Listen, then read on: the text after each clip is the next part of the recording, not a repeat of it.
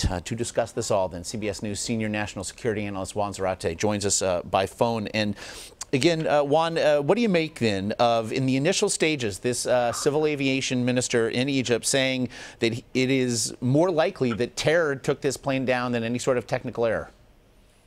Well, this is significant, in part because the Egyptians have been very reticent to admit that terrorism has been the cause of some of their earlier attacks, including the Russian aircraft that was downed out of Sharm el-Sheikh, out of the Sinai. You recall that the Egyptians were very cautious and even resistant to the idea of calling it terrorism. The fact that the Egyptians are now calling this at an early stage of potential act of terrorism suggests that they either have some insights or are willing to make that supposition based on what they're seeing and what they know. And so that's significant unto itself. Secondly, we know that terrorists have been targeting aircraft for decades, and obviously ISIS has been trying to perfect this. We saw the Egypt attack. We've seen the experimentation out of Mogadishu. We've seen the al-Qaeda affiliate in Yemen trying to perfect types of bombs that can evade security.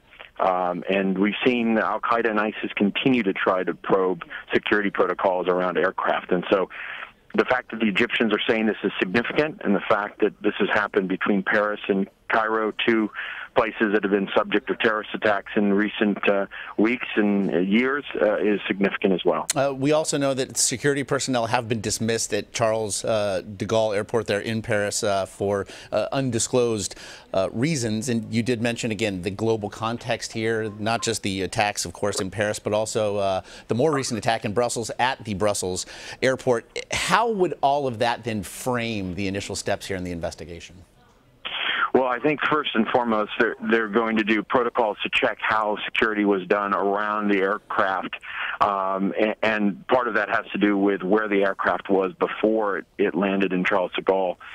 Based on my reading of the news reports to date, that obviously came from Egypt, but also may have been in Tunisia. We know that Tunisia has been the source of foreign fighters and terrorism, unfortunately, in some attacks in recent years. So first and foremost is understanding where the plane has been, who may have had access to it, and then certainly looking on the ground who may have been responsible for ensuring the safety of what was on the aircraft. And one of the major concerns for security officials over the years has been the insider threat, those who may have not just been negligent, but also may be colluding with terrorist groups to offer assistance. That may have been the case in Mogadishu and that attack on that aircraft, and there also may be that concern in this case as well. Multinational investigations of any sort can be complex. We certainly saw the complexities play out in the disappearance of the Malaysian Airlines flight of just a couple of years ago. How will that then proceed here? Well, things get even more complicated when there's an accident at 37,000 feet and when investigators from different jurisdictions are trying to put the pieces of the puzzle together, not just the debris, but also the other signals and information that they may have to bring to bear. There's going to have to be, obviously, intelligence brought to bear to understand where there may have been threats potentially to the aircraft. There's going to be a review of who is on the airplane itself. There's going to be a review of the aircraft maintenance, of course, as well as any other piece of information that authorities can look at. And importantly here, there's going to have to be some leadership. The French obviously are going to be very concerned about perceived safety at their airport and obviously terrorist threats to their countrymen and to their infrastructure. They're going to have to work very closely with the Egyptians. The Greek authorities are important to this as well. And so there's going to have to be some coordination here to put all the pieces together in what is already going to be a complicated investigation given the nature of the attack or the apparent attack. And major American airports all along the eastern seaboard do receive flights from Charles de Gaulle.